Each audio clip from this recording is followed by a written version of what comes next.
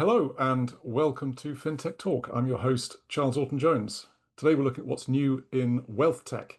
We'll be looking at AI, we'll be looking at private capital markets, and even what's new for retail investors. Well, the formula of FinTech Talk is always to introduce you to the world's leading experts on any subject. And I'm delighted today we have two genuine champions of technology in the wealth industry. First of all, I'd like to welcome Greta Anderson. Greta is principal at Balderton Capital. Balderton, I think, is a household name, probably needs no introduction. It's a multi-stage investor with a phenomenal track record of success of investing in fintech companies. Greta spent a good stint at Pleo, the Danish fintech unicorn. So she has a really wide overview of this industry. Greta, great to have you with us. I think your mic is off, but yeah. Thank you. Nice to be here. Great, so good to have you with us. And we have Miles Milston. Some of you may know Miles from his role as co-founder and CEO of Globacap. But Miles joins us today with a new job title following the successful acquisition of Globacap by Apex Group. Miles is Global Head of Distribution Solutions at Apex Group. Miles, great to have you with us. Thank you, Charles. Great to be here. Well, I'd like to start off, we're talking about what's new in the world of wealth tech. And I suppose the obvious thing, Greta, is the rise of ChatGPT. Now, it makes my heart beat a bit faster to think of people using ChatGPT with all its hallucinations, giving people wealth advice. But Greta, are we just accepting now that this is a pretty mainstream thing that people are using, maybe not just ChatGPT, but Gemini, DeepSeek, and other tools for their wealth investing advice? Yeah, I mean, I think ChatGPT it's powerful, and I think in this use case, it's great for getting the conversation started. I think people are turning to ChatGPT for many types of advice, whether it's to a stand-in for a therapist in a professional or a personal sense, or for a doctor, or for legal advice, for financial advice, for all these regulated use cases. I think ChatGPT is relatively good for sort of providing some lightweight, sort of obviously unregulated and can't be completely trusted to completely. But I think for many people who, for instance, haven't had a conversation with a financial advisor, I think it's a fantastic tool for beginning to start that conversation. I personally, I've tried feeding ChatGPT sort of a large prompt about my specifically for financial advice, like asking it to give me a financial plan based on a range of personal and professional outcomes. And yeah, I think the outcome is quite good. Obviously, I wouldn't execute against its portfolio strategy without question. But to get a sense, of course, of how wealth accumulates over time, et cetera. I think for many people, it's an easy front door to beginning to have that conversation. Well, I'm talking to experts here, but Miles, when your friends say to you, Miles, we're thinking of, give us some investment advice, and they mention, they've been talking to ChatGPT, what's your response? Are you enthusiastic about this and what it can do for maybe less skilled investors? Or do you generally say, please be very careful, unless you know what you're doing? What's your take, Miles? It really depends on the situation. I know that's not an answer people like to hear, but it does depend on the situation.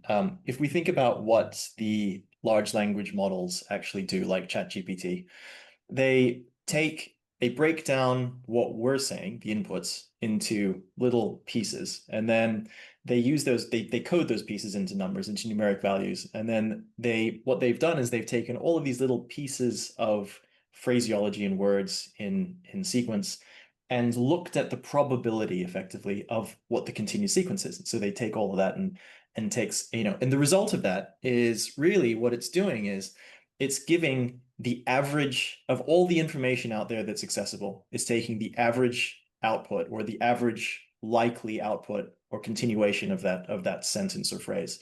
So really what's happening is this person they're not quite getting personalized advice, even though it is personal to them. They're actually getting the average advice out there that's most commonly used, directed in their specific situation from this large language model. So Yeah, I mean, it can certainly, I absolutely agree with Greta. It's a great starting point. It's a great learning tool for what's out there and really quizzing the combined knowledge of humans in a short space of time. But ultimately, um, it really should be used in conjunction with some specialist advice.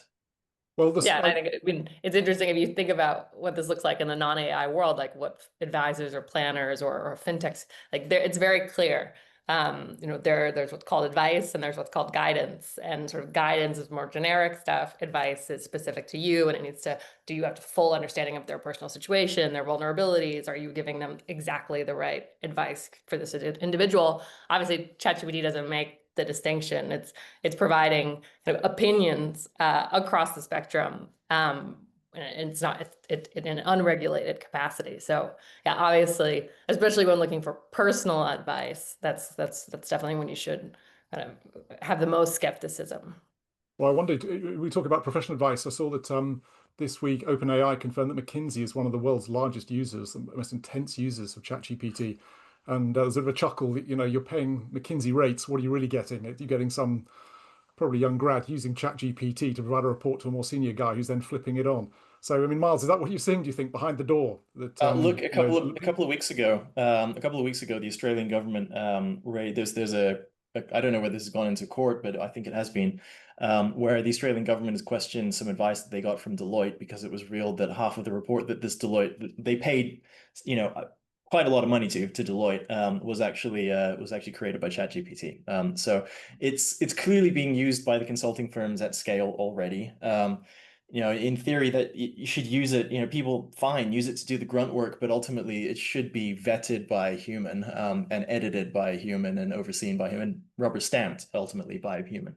Um, so I think again, I think it's a great learning tool. If anyone's tried to learn is learning a second language, ChatGPT actually makes one of the best language teachers out there. It's incredible because it really does take what you would expect on aggregate from human knowledge that's been used in general terms, and it conveys that to you for a specific situation. So that's great.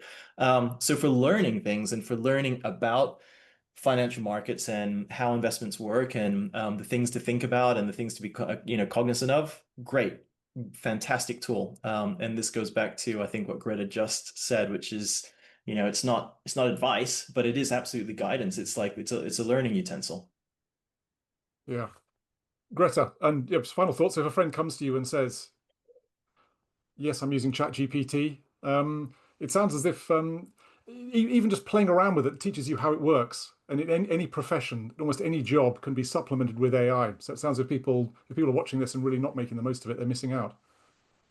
Yeah, no, I agree with that. And I think we'll talk about this more, I imagine, over the next, uh, 30 minutes, but like in the hands of the advice, like it is such a useful tool in sort of the workflows around giving financial advice. So especially in the hands of an advisor where they can also serve as like the human in the loop. I think that's when you're really going to get the most out of these platforms in this context.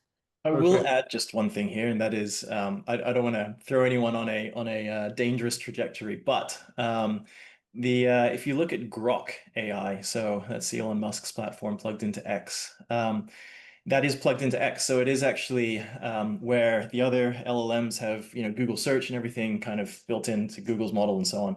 That's got live interactions from people that are on X feeding into live responses from Grok. And I have seen, I think, I've seen three. There must be more hedge funds that are now actually deploying strategies where they're gauging market sentiment from using Grok to at scale gets responses or threads on X. So I'm not saying anybody should go out and do this. That's a pretty big scientific endeavor to be able to do that properly. But it is interesting that people are starting to use it that way. I think that's right. And with Trump making policy announcements using Truth Yeah. Social, yeah, we have said you could base a marketing strategy. You could put an entire trading concept together only using AIs connected to Truth Social, market sentiment on Twitter. You'd have to be a brave soul to trust your life savings with it. But yeah, for sure, for moving ahead of the market, yeah, it could be a phenomenal tool. Miles, just a quick, yeah, change of track, therefore. We've got only 30 minutes here. I want to talk to you about what's new in the world of wealth tech, in the world of private equity and venture capital, because again, it's a world not everyone in fintech sees. It's a pretty opaque world for most people in the fintech world, but you see what's going on. I'm particularly interested in stuff like secondary markets, the ability to buy and sell investments that people have made in the private world. Just tell us about that. What actually goes on there, and how technology has changed the way people are investing. Yeah, absolutely. It's a really exciting time to be, anywhere present in private capital markets. And that's from being able to invest and get access to VC, PE, private equity funds, through to, being able to just get secondary access and so on. Let me just give you some market statistics. So in the last 15 years, the market has changed very significantly. Last year, 2024, was the highest year on record for secondaries globally, about $160 billion of secondaries in private markets. And that has it's been an exponential increase from almost nothing 15 years ago. And that was, we saw NASDAQ private market start. We saw entities like Forge and so on, which started to gain attention. We've seen platforms like Moonfair, being able for people to get direct access to private equity funds and VC funds and so on, and that's gaining traction. And so we're at a pivotal point now where when you have the technology that's becoming more pervasive throughout the market and really being able to give access to a wider demographic, then overlay that with government mandates in Canada, in the UK, in the EU, where pension funds in particular are being forced to increase their allocation to private markets. And so there is a huge amount of capital that is coming into private markets away from public markets over the next decade. Let me just give you some stats on that to show the significance of what we're talking about here. If you look at the average pension fund globally, there is an 8% allocation to private markets. Now, if you think about efficient portfolio optimization, you really want diversification of the portfolio, right? But private markets represents about 99% of the investable assets out there. Public markets are about 1%. And yet, with 99% of the available assets, most pension funds only allocate about 8% of their portfolio. If we see an increase of and by the way, CalPERS, largest pension fund or most progressive pension fund in the world, one of the largest ones in California, has increased their private markets allocation to 40%, 40%. So that's where we're heading, okay? If we see an average increase from 8% to 25% in pension funds around the world, then that is $25 trillion that will flow out of public markets and into private markets. And that means a lot more capital, like pension funds aren't going to directly invest in companies. They're going to allocate to Balderton, to other VC funds, to private equity funds, et cetera. And that also means a huge amount more capital coming online, but it also means that these funds are getting more institutional money, and there are also increased channels of wealth managers and individuals that are gaining access to these funds at the same time. And that is really exciting. And so what we're all about right now at Apex Group, just to give you an example, is we sit right now at the intersection of that.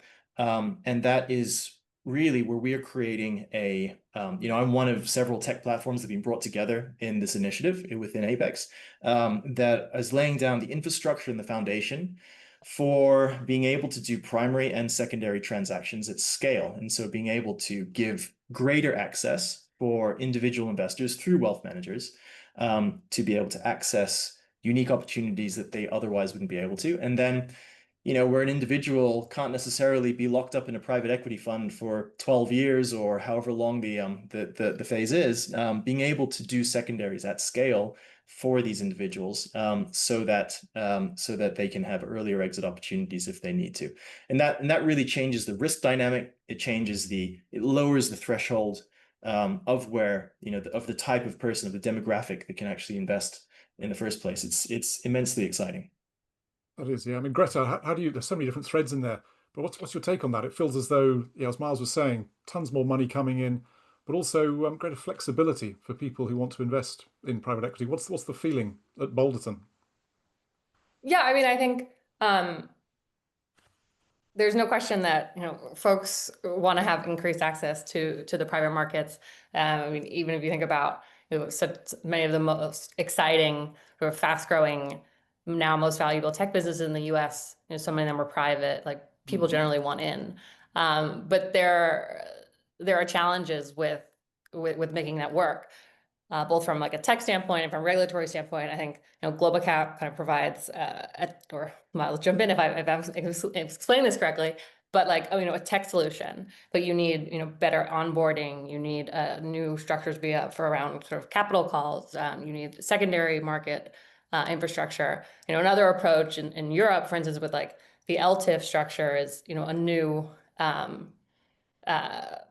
like basically like a new regulatory framework, which solves some of those issues innately, which allow retail investors to invest in, for instance, private equity funds.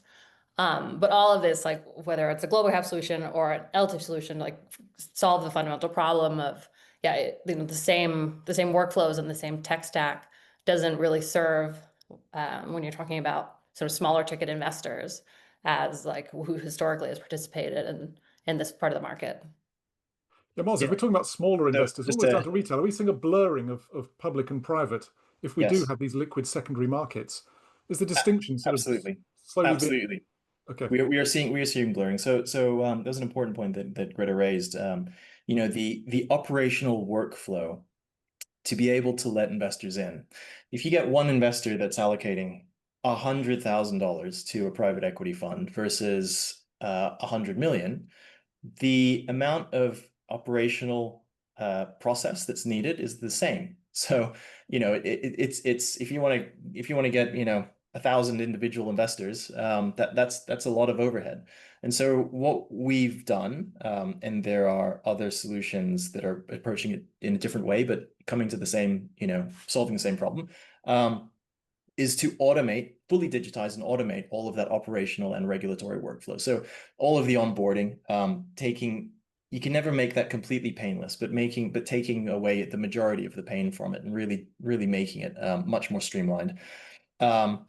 We actually plug in wealth managers directly into the tech. And so from their own, so advisory firms, IFAs even, as well as RIAs in the US.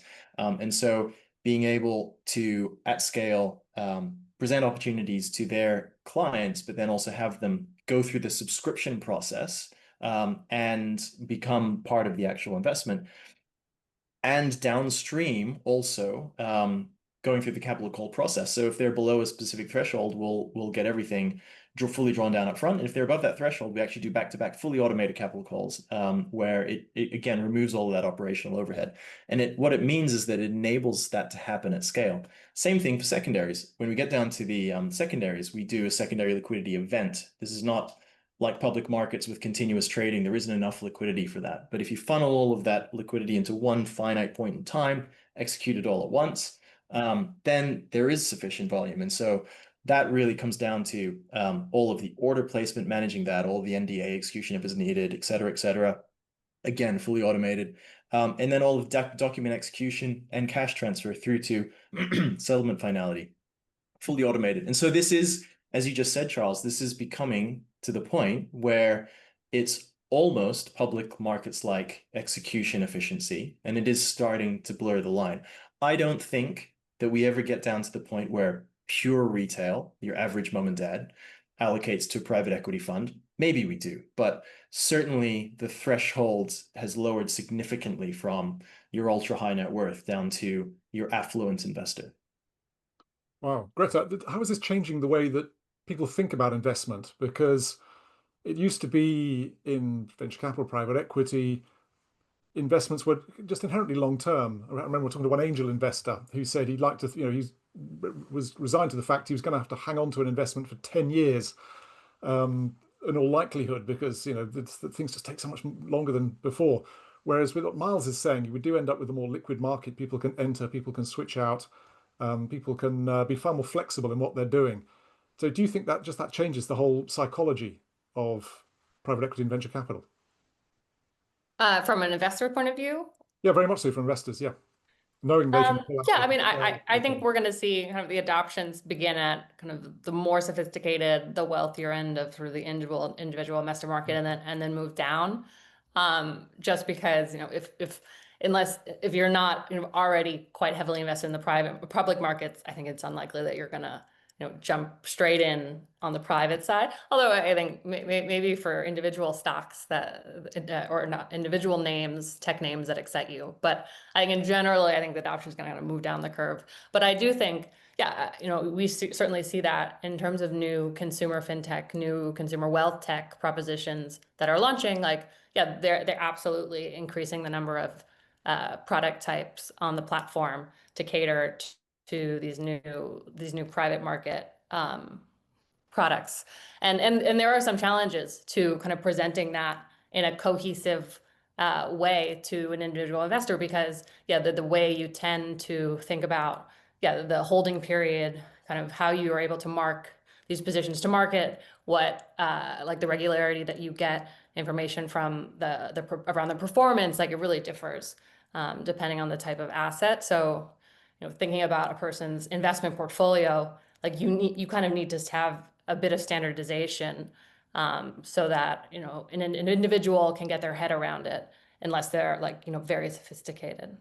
But just when you say sophisticated, do you think that people are? My perception is that individuals are becoming more sophisticated. Maybe they're overestimating their own abilities, but people today love to take control of their finances. I mean, Miles was at the pub recently, and people were comparing what ETFs they'd bought. I don't think that happened. Like showing each other on the phone what they had. I just don't think that happened, 10 years ago. And we see, Reddit forums with a mixture of everyone, even teenagers buying and selling.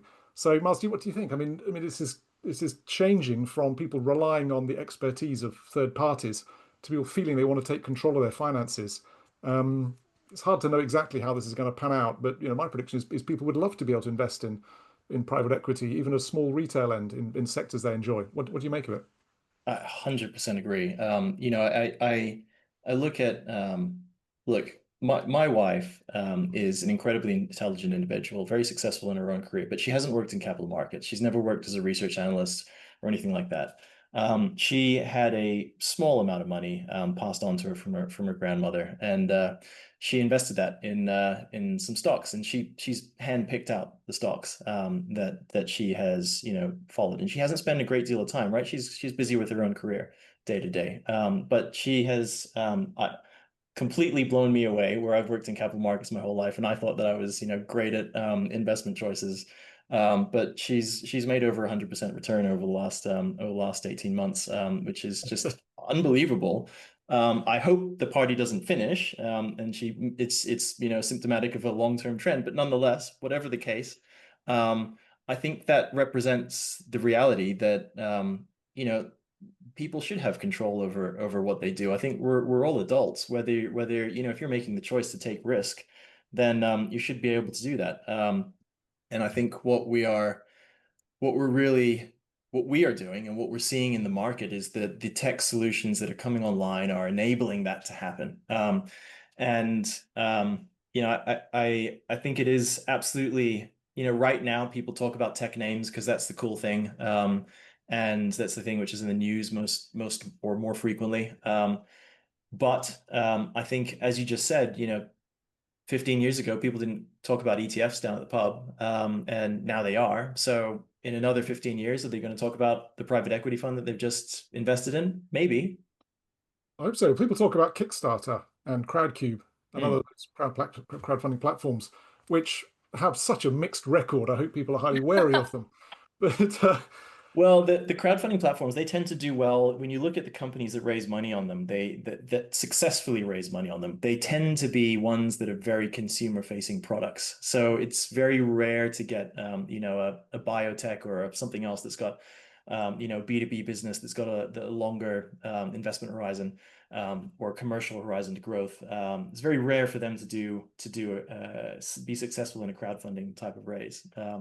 So I think the crowdfunding platforms are still a little bit more kind of sentiment driven or emotional driven. But your average ETF is not. So it's great to hear that. Yeah, Greta, I don't know how much you can say about Revolut. Bolton's an investor in Revolut, a company I absolutely adore. I'm a customer, have been since the very earliest days.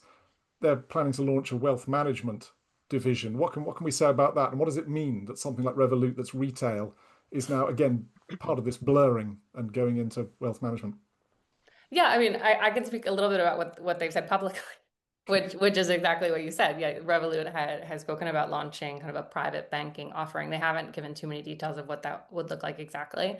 I do think it's telling that, they've posted job postings for human advisors, because I think bringing it back to what you and Miles were speaking about, yes, there are a plethora of like DIY investment platforms for people who are excited and interested and want to learn, and those platforms are great. But traditionally, the humans and advice have played a role, because many people, they do want that extra kind of support, even if it's someone kind of telling them that their ideas are well founded, or maybe others who don't have Yeah. who haven't like put the investment in themselves for getting up to speed. So I think it's interesting that a tech business like Revolut still sees a role for humans, in yes in the idea of private banking and advice. The role of humans. I think that's a great conversation because we started on AI, but there's certainly, of course, a limit to AI. And something Balderton was wonderfully is just face-to-face conversations with people. I had the privilege recently of interviewing two professors who run Cambridge University's medical materials science department. And they've been running for a decade or so, really cutting edge. And I said to them, how do you use AI in your jobs? And they said, not at all. Because what they're doing is providing the raw data for other people to then use further down the track. What they're doing so cutting edge that the AI can't really help them. I thought that was absolutely fascinating. So there's always going to be a place, we hope, I believe, for talking to entrepreneurs, going to those businesses, and doing the kind of grunt work that an ordinary investor couldn't do. So Greta, maybe we're talking about wealth tech here, but fundamentally the industry doesn't change that much, does it? Well, I think it will substantially. I think, but it won't necessarily be immediately obvious to the end consumer if we're talking about retail financial advice. Like, if you look at, especially in the UK, the compliance burden on financial advice firms is so high, and they spend such a large percentage of their revenue on sort of back office and compliance related workflows, whether it's around writing suitability letters that advice is matches against a client's personal situation. There's a ton of paperwork that comes on the back of client interactions, and all of that is a great candidate for generative AI in a way that doesn't detract from the consumer experience, and really changes the economics of running a firm. Okay. And Miles, we've got 2 minutes left. I'd just like to ask you what the vision is. Now you're part of Apex Group, huge company. You've talked about building these platforms for secondary markets, for making regulatory burdens. As Greta was saying, there's so much work to do there. Does the company have a vision for what it wants to achieve in the next 5 years? If we're talking about wealth tech in 5 years' time, what are we going to be looking at? Absolutely. So Apex Group is one of the largest private markets fund administrators in the world. It has a massive global client base across private equity, VC, and other fund managers. It also has very good connectivity into private wealth channels. And really, what we're doing here is laying down the foundation or the infrastructure that is able to connect all of those wealth channels together with opportunities in GPs in fund managers, and providing a new funding channel for those GPs, for those fund managers, and also providing access to those wealth channels. And so we have the foundation being laid down to facilitate those transactions with regulated venues in a broker-dealer in the United States, and equivalent in the UK and EU, as well as technology surrounding that to provide that access as those entry points for both the origination of those deals as well as distribution channels, and connecting wealth managers directly into that network for them to be able to give access to their clients. Okay. And Greta, what sort of tools are going to make your life easier over the next few years? It sounds from what you're talking about, all the regulatory stuff could happily be palmed onto some sort of AI bot, so you never have to think about it again. Well, fortunately, I mean, there aren't a huge amount of sort of or I don't know, huge amount of compliance related workflows that come to mind. But I mean, certainly AI in general in financial services, I think we're at very, very early stages of adoption. I mean, think about what it means and for all types of investors, private market investors, in the VC, PE space, public market investors at hedge funds, et cetera. Like, it's so great at crunching data and scraping the internet, and when it's deeply embedded also in your firm's proprietary information, then I think it's going to start really moving the needle in terms of automating workflows that are today done by human analysts and are quite boring or repetitive. It'd be fun to know if FinTechTalk could commission a sort of YouGov survey and people are prepared to answer honestly, just to see exactly how people are using tools like ChatGPT to do their everyday work. You're right, everything from data scraping through to writing emails, creating pitches. It'd be fun to know exactly what really goes on behind closed doors.